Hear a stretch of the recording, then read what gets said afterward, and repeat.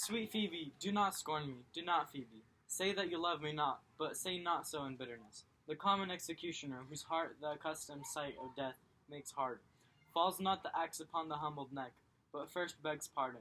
Will you sterner be than he that dies and lives by bloody drops? I will not be thy executioner. I fly thee, for I would not injure thee.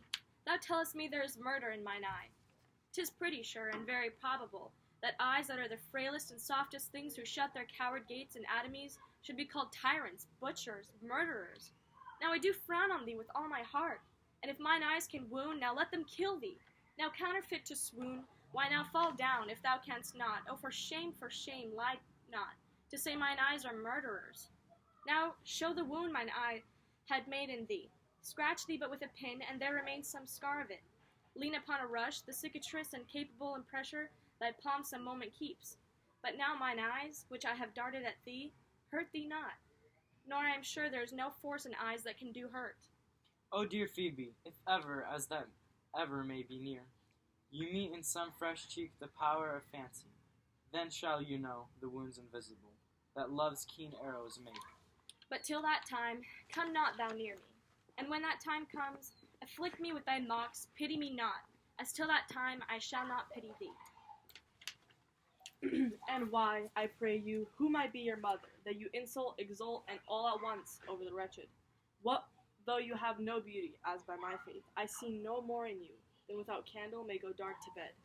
Must you be therefore proud and pitiless? What means this? Why do you look on me? I see no more in you than in the ordinary of nature's sail work. Ode to my little life, I think she means to tangle my eyes too. No, faith, proud mistress, hope not after it.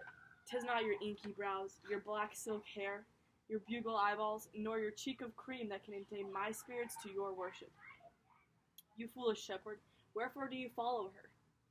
Like foggy south puffing with wind and rain, you are 1,000 times a properer man than she a woman. 'Tis such fools as you that makes the world full of ill-favored children. 'Tis not her glass, but you that flatters her, and out of you she sees herself more proper than any of the lineaments can show her. But mistress, know yourself, down on your knees, and thank heaven, fasting, for a good man's love. For I must tell you friendly in your ear, sell when you can. You are not for all markets. Cry the man mercy, love him, take his offer. Foul is most foul, being foul to be a scoffer. So take her to thee, shepherd, fare you well. Sweet youth, I pray you chide a year together. I'd rather hear you chide than this man woo. He's fallen in love with your foulness, and she'll fall in love with my anger. If it be so, as fast as she answers thee with frowning looks, I'll sauce her with bitter words. Why look you so upon me? For no ill will I bear you. I pray you do not fall in love with me, for I am falser than vows made in wine. Besides, I like you not.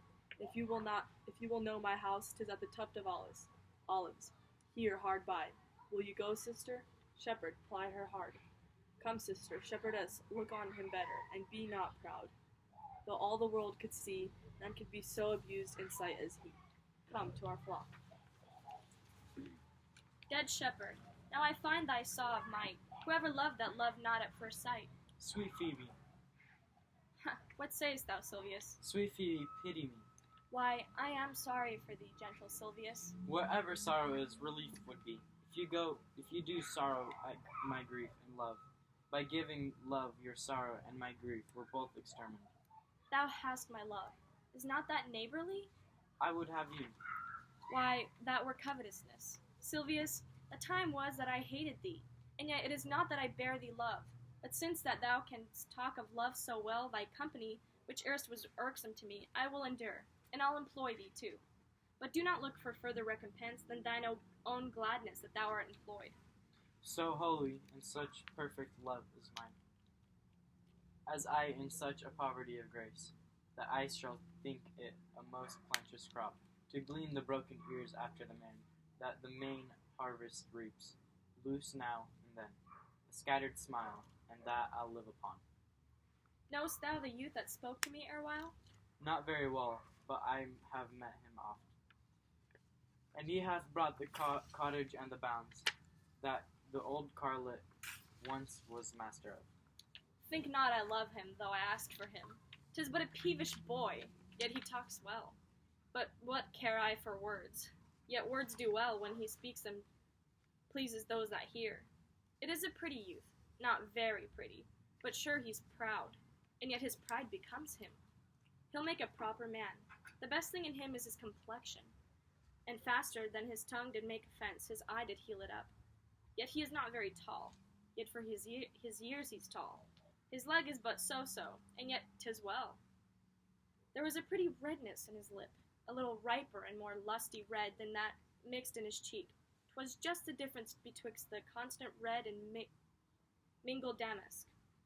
There must be some women, Silvius, had they marked him in parcels as I did, would have gone near to fall in love with him, but for my part I love him not, nor hate him not, and yet I have more cause to hate him than to love him. For what had he to do to chide at me? He said mine eyes were black, and my hair black, and now I'm remembered, scorned at me. I marvel why I answered not. That's all one. Admittance is no pittance. I'll write to him a very taunting letter, and thou shalt bear it. Wilt thou, Silvius? Phoebe, with all my heart. I'll write it straight. The matter's in my head and in my heart. I will be bitter with him and passing short. Go with me, Silvius.